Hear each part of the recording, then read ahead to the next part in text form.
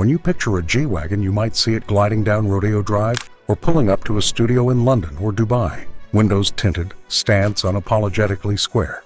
The G-Class has become one of the world's most recognizable luxury SUVs, a vehicle that symbolizes presence, performance, and wealth. But behind the pop culture image is a machine with a surprisingly serious story: military roots, obsessive engineering, and a shape Mercedes has tried and failed to change for decades.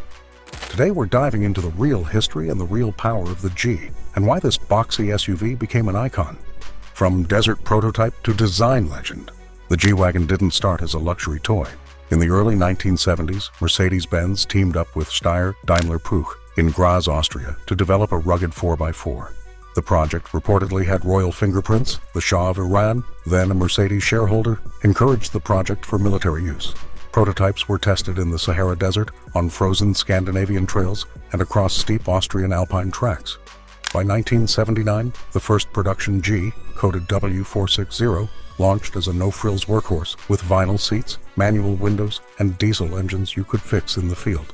Militaries loved it. Aid agencies did too. The German Bundeswehr adopted the Wolf variant. Other armies soon followed. For civilians, Mercedes introduced the W461 for fleets, while 1990 brought the W463. Still ladder frame and solid axle tough, but with permanent four-wheel drive. 3 locking differentials, plus modern comforts like ABS and later airbags. Those diff locks remain the G's secret weapon. Engage them all and every wheel keeps turning no matter how slippery the ground. That's why the G can claw up terrain that stops most luxury SUVs. Through the 2000s, the G-Class refused to die. Mercedes built softer SUVs like the ML and GLS, but demand for the G stayed strong.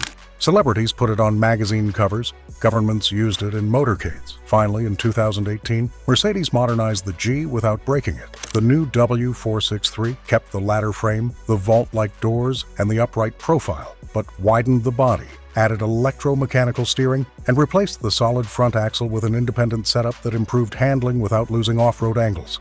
The doors still shut with a metallic clack. The spare tire still sits proudly on the tailgate. It's new, but it's still the same G. The shape they can't change. Mercedes has tried to soften the G's lines before. Every attempt failed. The box is the brand. Flat sides, exposed hinges, and a vertical windshield aren't aerodynamic, but they broadcast strength in a world of wind tunnel clones. That silhouette photographs like architecture. The G-Wagon is to SUVs what a Rolex is to watches. Timeless, unmistakable, and instantly authoritative. Real power.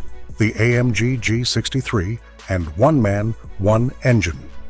The flagship today is the AMG G63, powered by a handcrafted 4.0-liter twin-turbo V8, the M177. Unlike mass-market engines, each AMG V8 is built start to finish by a single technician in Affalterbach, Germany. The philosophy is called one man, one engine. When the engine is complete, the builder signs a plaque fixed to the intake, a personal guarantee of craft. Performance numbers are staggering for something shaped like a brick. The G63 delivers 577 horsepower and 627 pound-feet of torque, routed through a 9-speed transmission and AMG-tuned 4M ATIC system. 0 to 60 takes just 4.5 seconds. Supercar speed from a 5,500-pound SUV. And the off-road credibility hasn't gone anywhere. Select low range, lock the diffs, and the G still climbs and crawls like a mountain goat in designer clothes. One myth to clear: a standard G-Wagon is not armored. It feels solid because it is, but ballistic protection only comes with special guard versions or aftermarket work. Most Gs are about presence, not protection. Money, waiting lists, and value.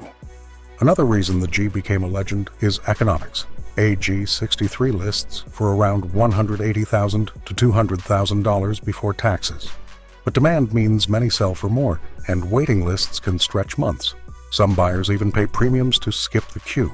Unlike most luxury cars, the G holds its value unusually well. It isn't an investment, but it depreciates far less steeply than rivals, making it one of the rare luxuries that feels almost rational. Deep roots, long future. What sets the G apart is that its luxury rests on real substance. It's not a marketing sculpture. It's a machine that earned its reputation in deserts and snowfields before it wore Napa leather. The 3 locking diffs are a promise of capability few will use, but knowing they're there changes how the car feels. The ladder frame under the glossy paint proves that luxury doesn't have to be fragile, and that one man, one engine plaque under the hood connects every drive to a single craftsman in a Falterbach. Mercedes will electrify the G soon. Prototypes already show a battery-powered version with instant torque and silent swagger. But the brand knows what not to touch. The clack of the doors, the upright shape, the sense of solidity. Those aren't decorations, they're identity. In the end, the G-Wagon is a paradox done right. A military-born tool turned luxury icon. A 577 horsepower powerhouse that feels as composed on Park Avenue as it does on a mountain trail. A box that never goes out of style. It isn't armored, and it doesn't pretend to be. What it is, historically, mechanically, and culturally, is a vehicle with roots and receipts, built by hand in Austria, powered by an engine signed by the person who assembled it, and chosen by those who want more than a car. They want a legend.